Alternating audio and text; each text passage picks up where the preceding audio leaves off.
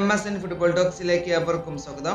Italian പമ്പന്മാരായ Juventus തങ്ങളുടെ FIFA club ലോകകപ്പ് 2025 ക്യാമ്പയിന് മികച്ച തുടക്കം കുറിച്ചിട്ടുണ്ട്. വാഷിംഗ്ടണിലെ ഓഡി ഫീൽഡിൽ നടന്ന ഗ്രൂപ്പ് ജി മത്സരത്തിൽ UAE ടീമായ അൽ ഐനെതിരെ 5-0 ആധികാരിക വിജയമാണ് ഇപ്പോൾ യുവന്റസ് നേടിയത്.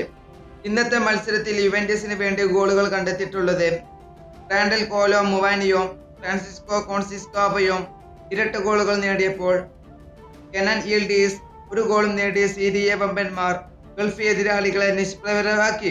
കളിയുടെ തുടക്കം മുതൽ തന്നെ യുവന്റസ് ആധിപത്യം പുലർത്തിയിരുന്നു. മികച്ച പാസിംഗിലൂടെയും ഫിനിഷിംഗിലൂടെയുമായിരുന്നു ഇന്ന് അൽ ഐനിനെ പ്രതിരോധത്തെ അവർ തകർത്തത്.